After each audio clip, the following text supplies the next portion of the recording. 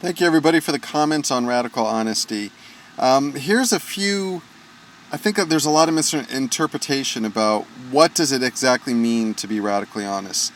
And most people assume it is rude, offensive, abrasive, attacking, criticizing, and a bunch of negative emotions that we just spew on other people in judgment. That's not what radical honesty is. The first step of radical honesty is a sense of authenticity and trueness within yourself. So that means we're not saying things that we don't mean, white lies, false compliments, burying our emotions of how we feel about certain situations, and just sugarcoating our communication. So it's about having that interconnected, if you want to call it your spirit, your inner being, and being able to communicate that effectively with other people. People look at radical honesty and say, oh, it's this or it's that, it's wrong, it's offensive, and they don't properly weigh what our superficial, sugar-coated lack of communication creates. It creates divorce, it creates stresses and strains in relationships and friendships. It creates a pressure cooker effect.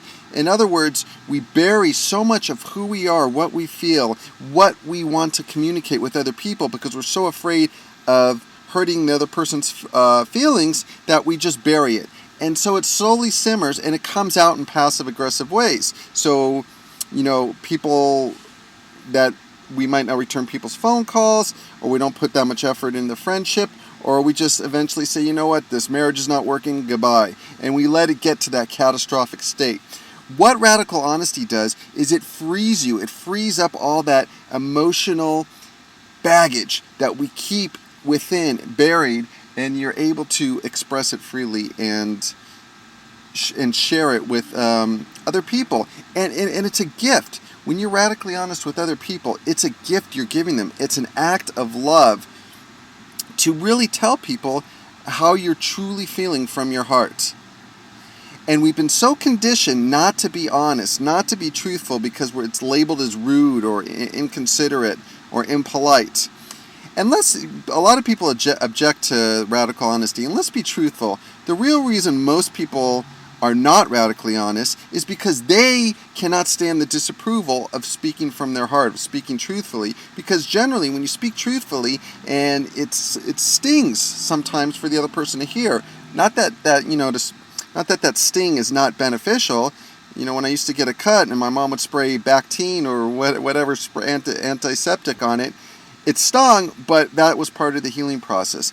And so we need to apply that same approach in communicating with other people. But we are so concerned about how they view us, what they think of us, do they approve of us, that we tend to bury what we truly feel. So let's make that clear. It's that we want their approval, and that's oftentimes why people are not radically honest. So how does one go about being radically honest? Does one just say tomorrow, no, I'm going to be radically honest, and there'll be a tornado amongst your circle of friends and family and things like that and your coworkers? That's not the best approach. What the best approach is first extend the invitation to other people. Tell people that you want them to be radically honest with you.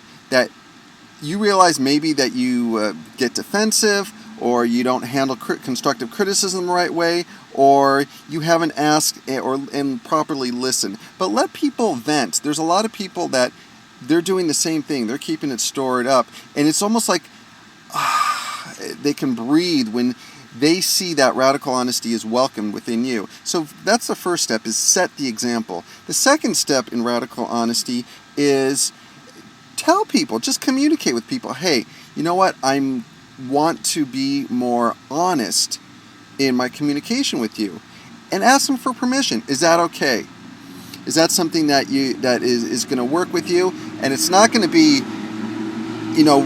mean I'm whipping people and beating them up verbally. It means that I'm expressing my true feelings. And don't you want that in communication? And you'll find that most of your friends, it'll be a refreshing change, but a lot of them also might say no. They might say, yes, I can handle it, but then when it comes down to it, in practice, they can't handle it. And what you'll find is that a lot of people will kind of come in and out of your life. So you'll have people that embrace the sense of open, honest communication, and other people that just prefer the superficial, and then you can make a decision. If they are not at that level and not receptive, you could say, well, I'm willing to bottle that part of my personality or communication ability in order to maintain a friendship with this person. And then you say, okay, and then you just know going in that this is not an open, honest, direct relationship. But with everyone else, you can, what you want to do is you want to start slowly. You want to start with the small things. So, it could be if something they said you felt was offensive, or what maybe they didn't return. Like I had a friend, it took him 12 days, and he claims he's, my greatest friend, and your action speaks so loud I can't hear a word you're saying. It took him 12 days to return my calls. So I told him, that is not the sign. That is a sign of someone that's a good friend. And, it means a lot more to me if you stop telling me what a good friend I am and show me through your actions and return my calls promptly. So that was just a step in radical honesty in communicating with this person. A small step, and then you can gradually increase it once you feel the water they're able to meet you at the same level. Now, if they're not able to meet you, then you decide, is this a friendship I want to maintain? The other thing is, from the get-go, be authentic to who you are. We put on masks when we meet people, and so they are attracted to a false sense of our identity. We're putting on a mask. They fall for the mask, and then they don't realize, oh, this person is somebody that I don't like because they're really radically honest, or there's some depth. Like when I've gone on, I know I talk about dating a lot, but it's a really good learning experience. But when I've gone on dates before, I tend to love talking about intelligent, in-depth topics, and I tend to kind of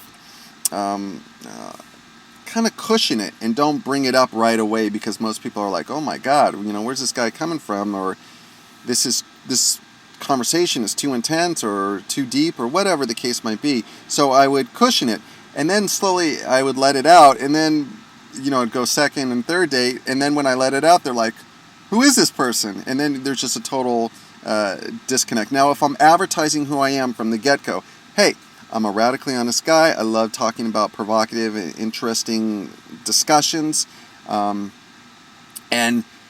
then what happens is you tend to attract people of the same mindset, because they are attracted to your authenticity, to your being real, and to who you really are, basically. So that's the next thing. And people have learned with me from the get-go, this is what they're going to get. They're going to get somebody that is radically honest. So when I don't wear a mask from the beginning. From the very beginning, they 95% of the time, they know that this is who I am. And then when that part of me comes out, and I'm radically honest with them, it's not as a huge of a deal. But you forewarn people, you start in small steps, you invite people to be radically honest with you, and I think even more important than that is to start being radically honest with yourself.